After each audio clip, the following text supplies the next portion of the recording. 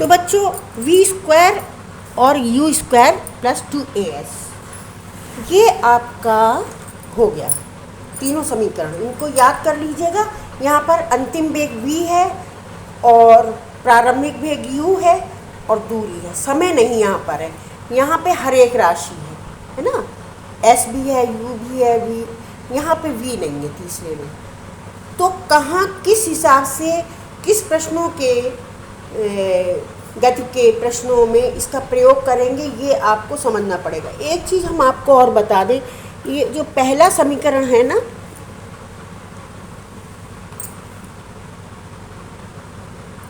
पहला क्या है, v equal to u plus a T.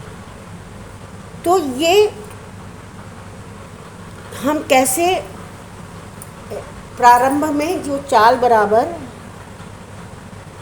दूरी बटा समय है, इसी से तो उत्पत्ति हुई है, इसी से उत्पत्ति इस सूत्र की हुई। तो इससे हम यहाँ पर पहुँच जाएंगे। कैसे पहुँच जाएंगे? छोटा सा एक बहुत मज़ेदार गेम समझ लो।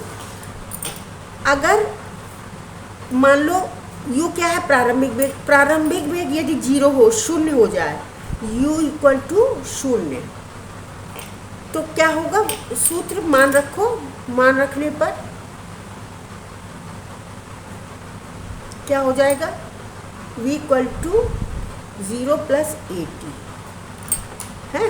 तो फिर क्या हो जाएगा? a equal to v equal to a t और a इक्वल टू क्या होगा? v upon T.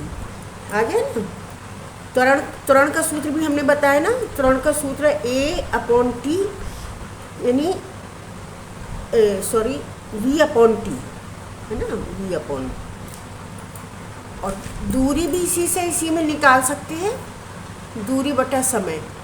चाल में अगर दूरी रख देंगे, दूरी बराबर चाल बटा समय है, तो दूरी भी आ जाएगी। तो ये हम वहीं पहुंच गए त्वरण पे, है ना। और चाल बराबर दूरी बटा समय से ही इसकी उत्पत्ति हुई। अब हम इस पर आधारित एक सवाल बताएंगे। सवाल ये आपके सामने रहा। ये सवाल हम पढ़ देते हैं, थोड़ा फोकस कम है। आधारित प्रश्न है, एक साइकिल सवार 5 मीटर प्रति सेकंड के वेग से 10 मिनट में 20 मीटर प्रति सेकंड का वेग बढ़ा लेता है, तो साइकिल का त्वरण और दूरी की गणना कीजिए। आपके सामने सवाल होगा। अब आपको देखना है कौन सा हम सवाल, तीनों सूत्रों में कौन सा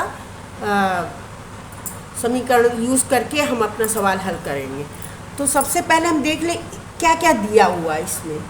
तो अब यहाँ पे सॉल्यूशन दिया है, क्या क्या दिया है? दिया है u इक्वल टू प्रारंभिक वेग 5 मीटर प्रति सेकंड, 5 मीटर प्रति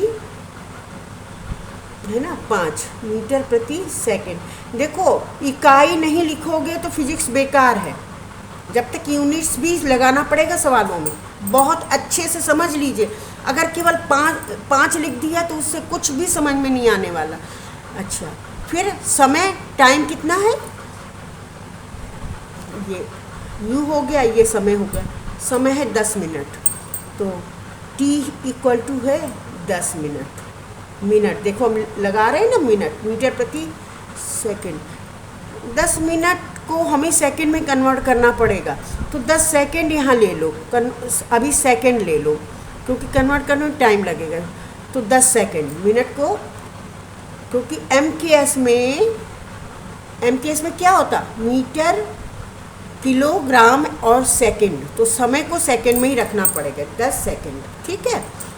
और अंतिम वेग 20 मीटर का वेग बढ़ा लेता है ना। अंतिम वेग v क्या हो गया? 20 मीटर प्रति सेकंड। और पता क्या क्या ये दिया हुआ है, और पता क्या करना है?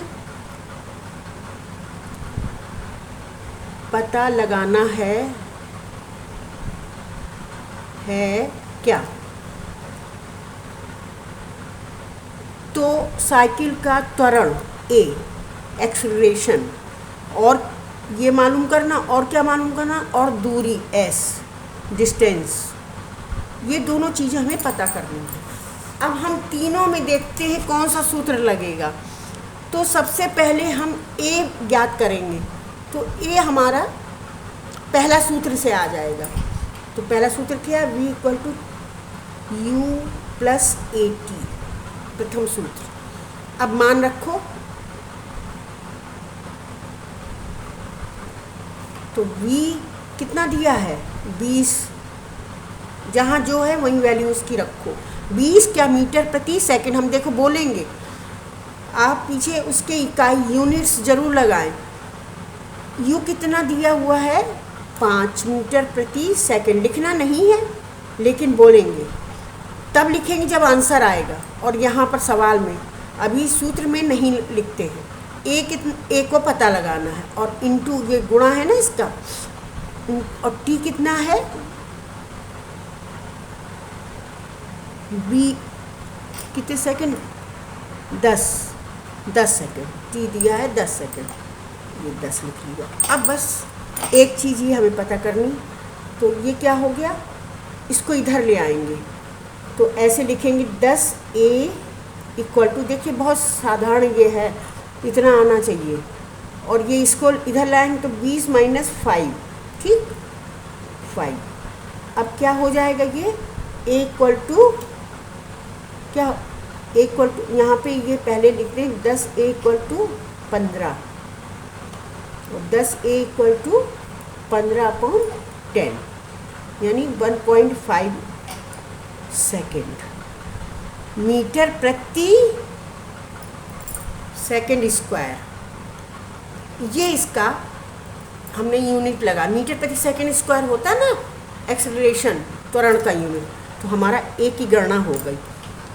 अब एस की क्या करो, तो एस का सीधे सूत्र लगा दो, एस बराबर U T plus half A T square. तीसरे को भी लगाया जा सकता है लेकिन वो कठिन है, सरल की तरफ हमें बढ़ना है।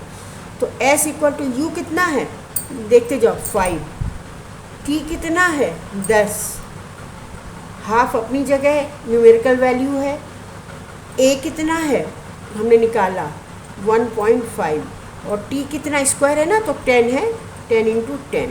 अब इसकी गणना करिए, दिख रहा है,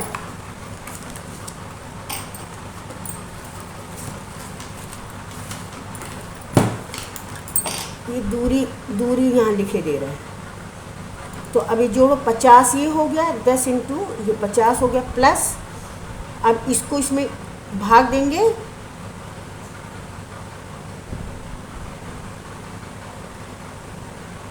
अभी भाग नहीं दे रहे हैं, अभी इसको 5 से यहाँ पे काट दे रहे हैं, तो कितना हो जाएगा 1.5 × 50, ये देखो, ठीक है।